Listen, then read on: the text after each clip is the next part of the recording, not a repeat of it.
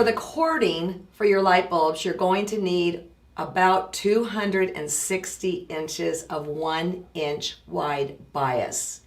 Yikes, but it's doable.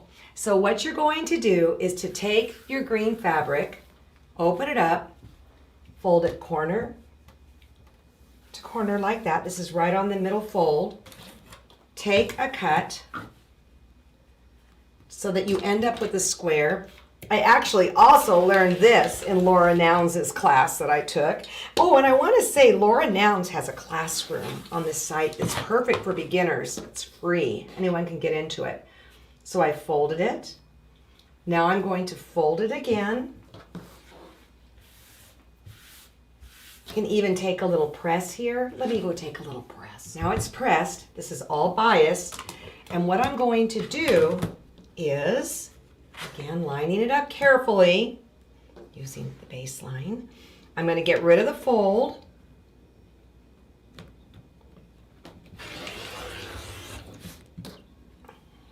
And then I'm going to come over 1 inch.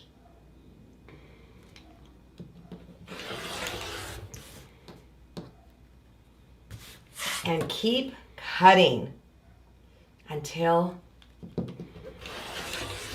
you're done. I know there's lots of ways to get vines or cords, but this one is as slick as sliced bread. What I'm going to do is I'm going to go to my sewing machine now and sew these together. Okay, so it's one long continuous strip. And I would press all the seams in one direction, all right? Then you're going to go to your ironing surface. So now what I want you to do is to take this 1-inch wide bias strip and press up or away from yourself or towards yourself, whatever case, about 1/3 or 2/3. Whew, hot. Then I'm going to press the other way, making sure that the raw edge doesn't extend over the top piece. This is like your starter area. Then using a T-pin or again a glass head pin, go into your ironing surface. Go like this. With your pin, go down right on the other side. And what's going to happen is you're going to feed it in with your hand. I'm a left-hander. I'm pulling with my left hand to the left-hand side. So of course it would be reversed if you were a right-hander. Put your iron down, woo, and start just working your way through. Don't pull too hard because you don't want to mess up the bias.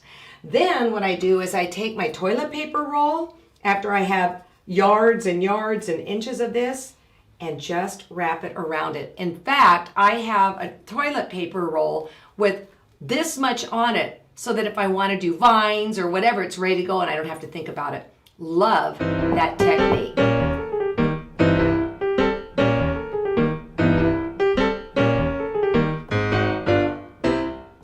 And now it's time to talk about the applique, the light bulbs and the light bulb cords. In your packet, there was a green that read kind of solid, as well as 1, 2, 3, 4, 5 beautiful colors that are perfect for a light bulb. The green is used for the cord and also the socket. However, if you have other greens that are left over, I would not be opposed to scrapping them up. The choice is yours. That's the beautiful thing about this quilt. So let's talk about the bulb first. In the pattern, it is cut like this. Honestly, I like this shape a little bit better, where the socket goes all the way up to the edge. So I've kind of redone the pattern to my own liking by drawing it on template plastic and then drawing a line across. It's simply a matter of just shifting the line up to there.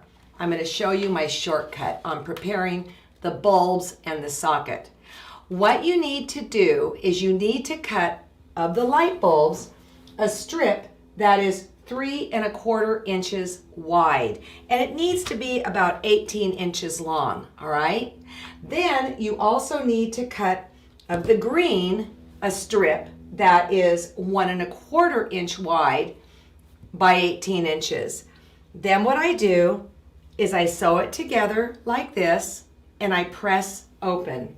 There are about 8 lights of each color. Not sure if it's exact, but that's kind of about it, and you can get 8 on here. Then, once I've pressed it open, I go to my fusible and I fuse it on to the back. So it would be 3 7/8 strip by 18 inches. Be sure you don't gunk up your iron, okay?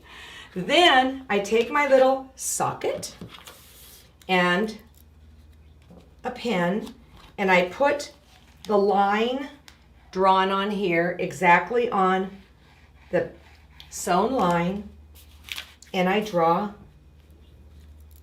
around the shape of my plastic template. A fine Sharpie would work well too. And then I just cut it out with my scissors. Easy as that. I make all of my bulbs, put them in a nice little stack of all the colors, and then it's time to deal with the bias strip. But look at that. How adorable, right? Because this is bias, you get a lot of pliability here to be able to move it the way you want. So how I would do this is you could start down at the cord bottom. Well, let's do that where it plugs in. Let me move this around. This is the tightest curve of the whole thing, but you would start in here, pin it in place, and just start moving it. You could even use your steam iron to help ply it around. Do all your curves, and then what I would do is I would take a water-soluble glue that's meant for fabric and literally glue it down into place. Then I would go and machine stitch on the cord before I apply the light bulbs. I like to use the blanket stitch with my light bulb because it's raw edge, but you could do zigzag, you can do whatever you want. It's just so easy to do it by machine. So let's talk about the quilting, all right?